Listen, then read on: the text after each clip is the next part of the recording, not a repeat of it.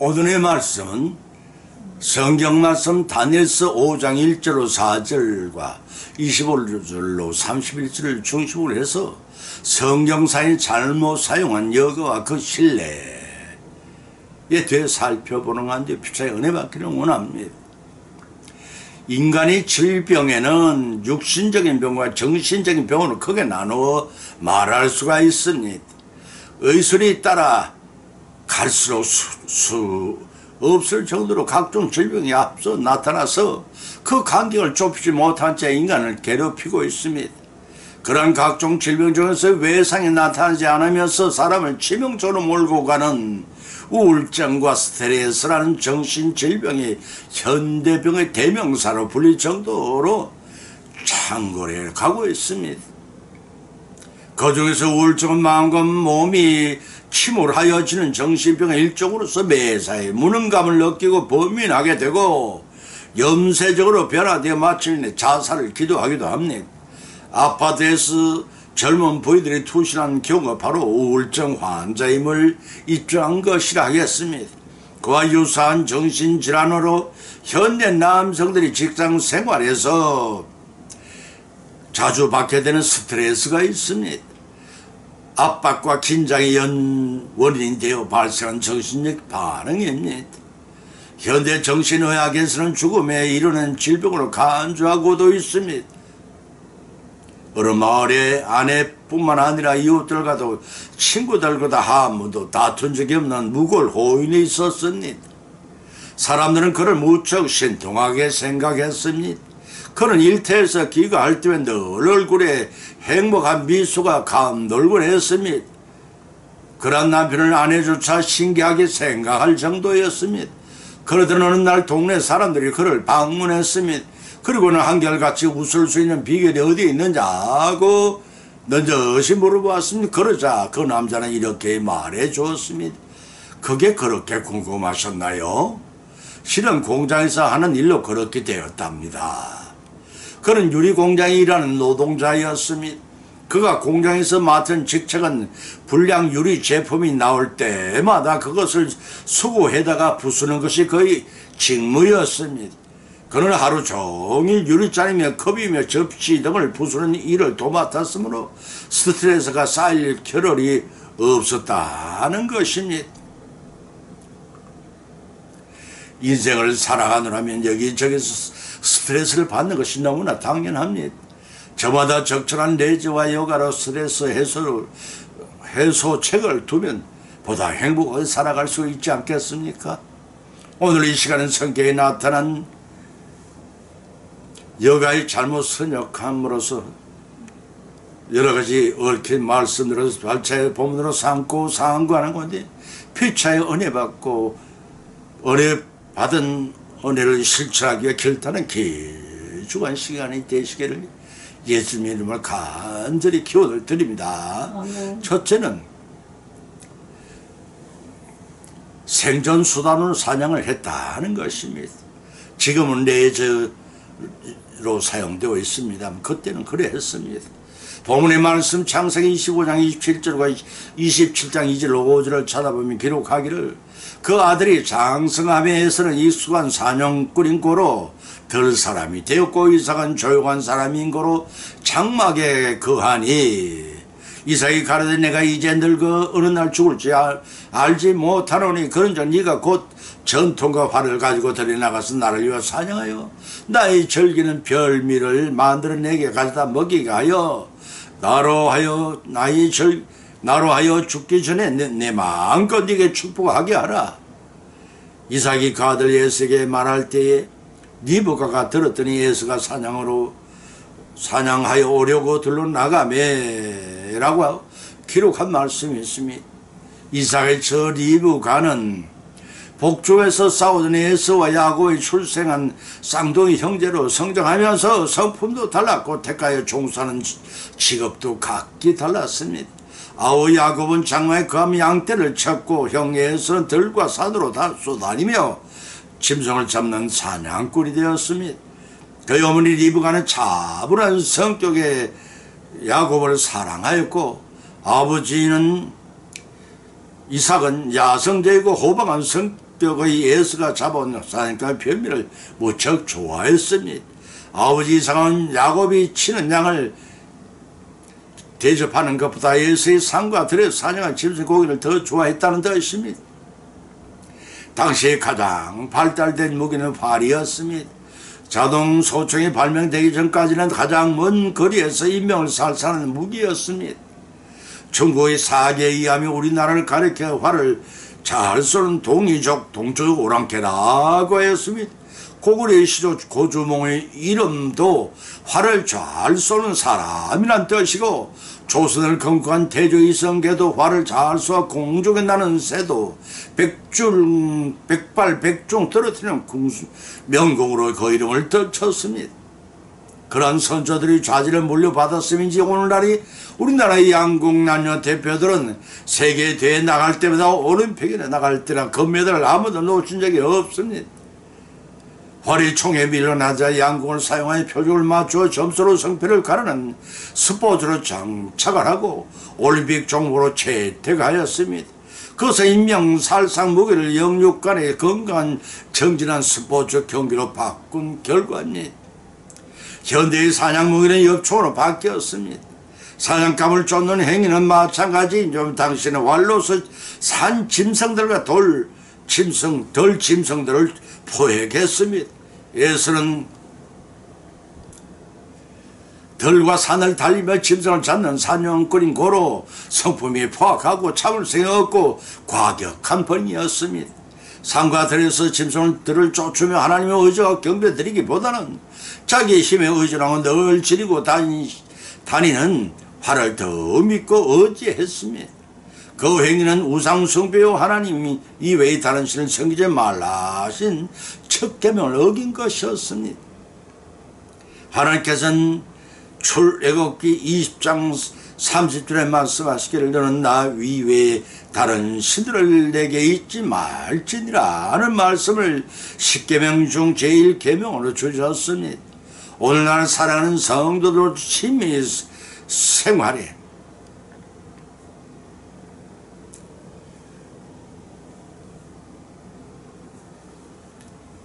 빠져서 취미생활에 빠져 하나님은 복 안중에도 없고 일락에 빠져 살게 되면 그것은 우상숭배요 나 외에 다른 신을 섬기지 말라 하신 10계명의 제1계명 어긴 일이 됩니다. 하나님보다 자식을 더 사랑하거나 돈이나 재물을 더 사랑하고 직장 일을 하나님 섬기는 일보다 더 집착한다면 그 행위야말로 곧 활을 의존하고 사냥을 전 예수의 망정된 행실과 다름이 없다는 것입니다. 취미생활 곧 레저생활이나 여가생활을 금하라는 뜻이 아닙니다. 재충전의 기회를 가질 망정 쉼취하여 하나님을 잃어버리는 레저나 여가생활을 통해 범죄하지 말라는 것입니다. 행여 우리에게 하나님보다 더 사랑하는 것들이나 일들이 있다면 즉각 제거해 버려야 합니다. 우상이나 다른 신을 섬기는 일로 3, 4대까지 가축값을 치러야 하는 일에 참여하지 말라는 것입니다. 참신이시오 유일하신 전능의 하나님만을 바르게 섬김으로써 천대까지의 복을 받고 누리는 우리 모두가 되시기를 예수님의 이름으로 축원을 드립니다. 두 번째는 연회를 즐기던 벳사사를 왕의 최후의 교훈을 봅니다. 다니엘서 5장 1절로 4절과 25절로 31절을 찾아보면 벳사살 왕이 그 귀인 1,000명을 위하여 큰 잔치를 배설하고 그 1,000명 앞에서 술을 마시니라. 벳사살 왕이 술을 마실 때 명하여 그 부친 너무갓살이 예루살렘 성전에 취하여 온 금은 기명을 가져오게 하였으니 이는 왕과 귀인들과 왕들과 빈궁들과 다 그것으로 마시려 함이었더라. 우리가 술을 마시고 그 금은 동철 목소로 만든 신들을 찬양하니라.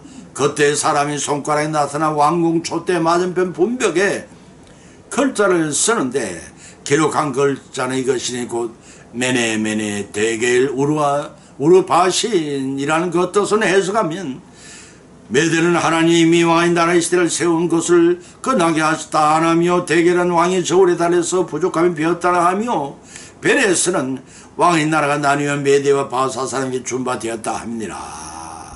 그날 밤에 갈대아 왕 벳사살의 죽음을 당하였고 메대의 사람 다리오 나라를 다스려 얻었는데 내 다리오는 62세였더라 고 하였습니다. 사람이 술을 먹으면 정신을 잃지만 정신만을 잃지만 술이 사람을 먹게 되면 이성을 잃고 실수를 하게 됩니다. 이는 BC 539년 바벨론 최고의 보루였던 수도 바벨론 성이 함락되기 전날 밤에 있었던 특이한 사건을 본문을 다루고 있습니다. 벳사살 왕의 귀인 일첨에는 초청하고 대연회를 베풀었습니다. 벳사살 왕은 술에 만취하자 부친 느부갓네살 왕이 예루살렘 성전에 탈취한 하나님의 금기명과 은기명들을 모독하여 술을 따라 먹고 각종 우상을 찬양했습니다. 그때 대연회장 벽에 손가락이 나타나 벽에 글씨를 써나갔습니다. 술사들을 총동원하여 풀어오게 하였으나 푸는 사람이 없었습니다. 목전에 다가온 멸망의 위기를 깨달지 못하고 성대한 잔치를 배설하는 등의 만용을 부렸던 벳사살 왕과 귀인들은 나타난 손가락 글씨 때문에 파흥이 되고 연연장 공포에 사로잡혔습니다. 본성적으로 부패한 우리 인간은 하나님의 존재를 인정하든 아니하든 필연적으로 심판에 대한 공포를 가질 수밖에 없는 연약한 존재라는 사실을 부인할 수가 없습니다. 왕이 크게 소리하여 술객과 갈대아 술사와 점쟁이를 불러오게 하고 바벨론 박사들에게 일러 가르쳐 물은 누구든지 이 글자를 읽고 해석을 내게 보이면 자주 옷을 입히고 검사수를 검목에 들여오리오. 그런 나라의 셋째 7위자라 삼으리라고 엄명했습니다. 그러나 아무도 그거를 풀어내지를 못했습니다. 벳살 왕이라고 예외일 리는 없습니다. 공포에 질린 벳사살 왕에게 태우는 다니엘을 추천하여 그 글씨 내용을 해독하게 합니다. 벽에 쓰여진 글씨의 내용은 메네멘의 대겔 우르바 신이었으며 이 뜻을 직역하면 세어보고 달아봄에 부족하여 조각을 낸다는 뜻입니다. 본문 26절에 메네는 하나님이 세워서 그것을 끝나게 하셨다는 뜻이요, 하나님이 정하신 기간이 찼으므로 하나님께서 그 기간을 세워 바벨론 왕국에 멸망하도록 하셨다는 의미요. 본절 27 대기는 왕이 저울에 달해서 부정이 벽다하며 라는 말씀은 고고의 하나님은 벳사살을 행하여 온 행위의 모든 것을 정밀하게 판단하신 다음에 하나님이 의에 미치지 못함이 드러나자 심판을 하시겠다는 뜻입니다. 또 본문 28절에 베레스 왕의 나라가 나뉘어서 메대 바사 사람이 준비되었다 하니이다 라는 말씀은 바벨론 제국의 조각이 나서 멸망을 당한다는 의미입니다. 다시 말해서 이 말씀에 있던 하나님께서 바벨론 제국의 죄악들을 일일이 살펴보신 결과 그 죄악이 관영하여 심판을 더 이상 지체할 수 없을 때까지 이르게 되었다는 것입니다. 그 결과 이제 바벨론 제국을 멸망시켜서 메대와 바사 나라에게 나눠준다는 뜻입니다. 이렇게 명확하게 해석을 낸 다니엘에게 벳살 왕은 언약대로 자주 옷을 입히고 목에는 금사슬을 걸어주고 나라의 셋째 7위자로 삼았습니다. 그러나 그날 밤 벳사살 왕 왕국의 벽에 쓰인 글자의 예언대로 메대 사람 다리오에게 암살을 당함으로써 연을 즐기던 교만하고 방잔 향락성을 또 비극으로 막을 내려버리고 말았던 것입니다.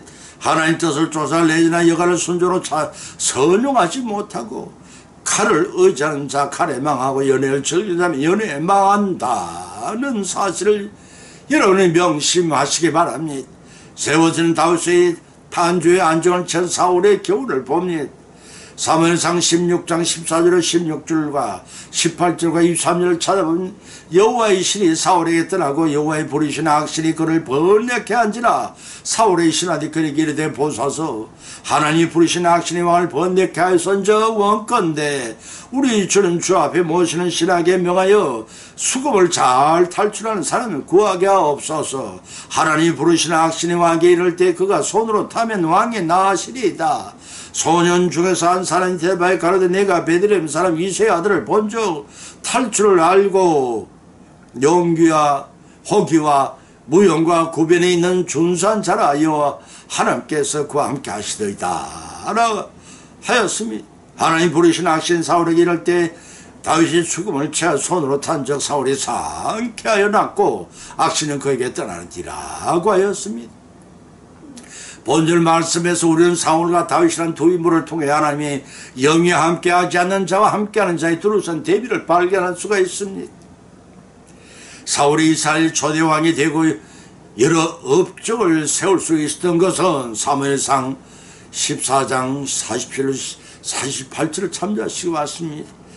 세울 수 있었던 것은 하나님이 신이 그와 함께 도우시기 때문이라고 사무엘상 10장 9절 10절과 11장 6절에 밝게 기록되어 있습니다.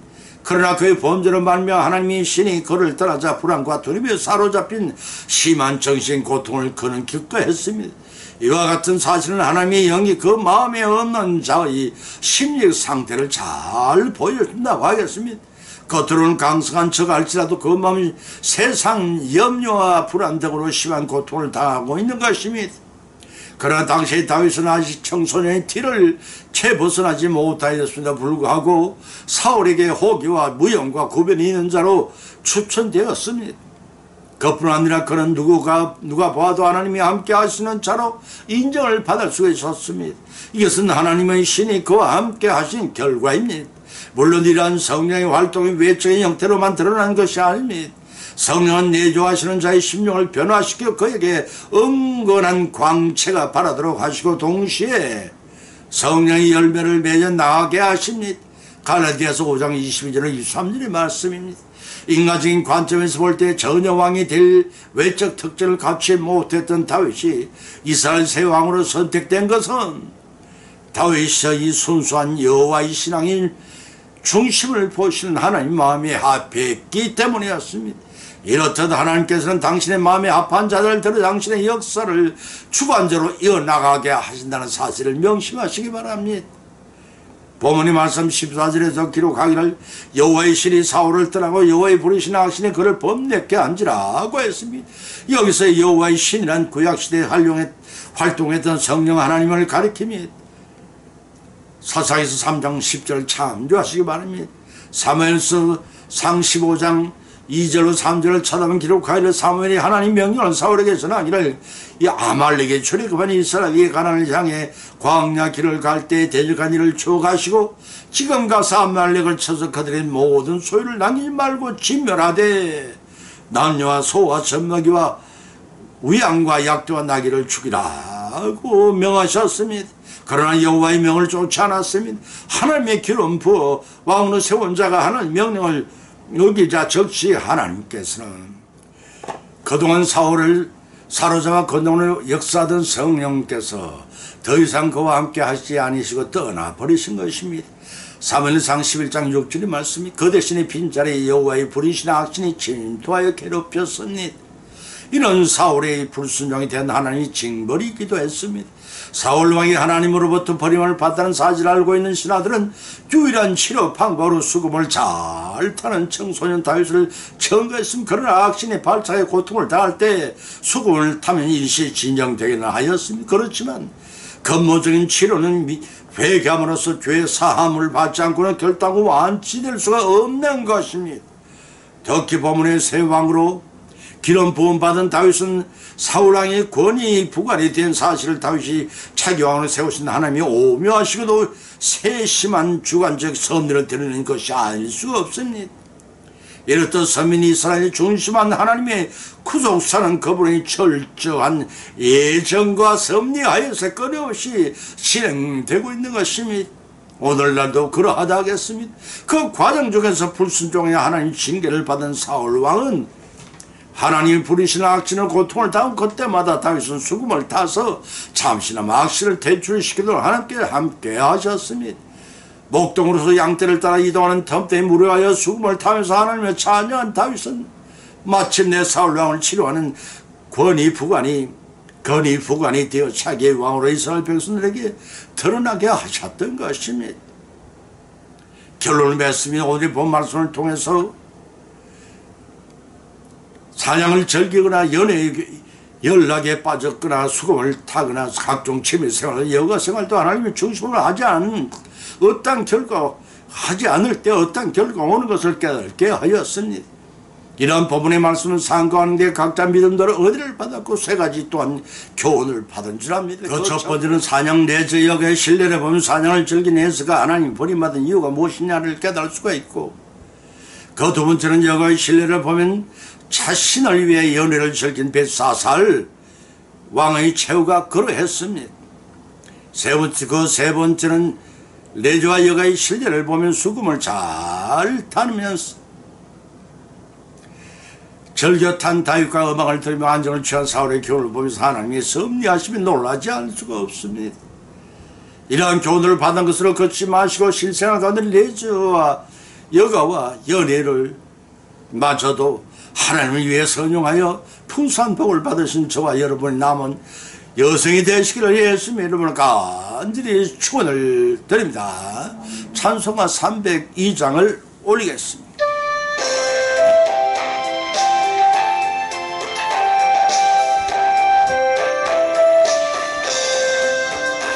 내 주 하나님 넓고 건너는 저 큰 바다보다 깊다. 너도 밧줄을 끌어 깊은 대로 저 한가운데 가보라. 언덕을 떠나서 창가에 배 띄워 내 주 예수님 은혜의 바다로 네 마음껏 져가라. 왜 너 인생은 언제나 거기서 저 큰 바다 물결 보고 더 미 모르는 깊은 바다 속을 한번 헤아려 안 보나. 언덕을 떠나서 창파에 배 띄워 내 주 예수님 은혜의 바다로 내 마음껏 져가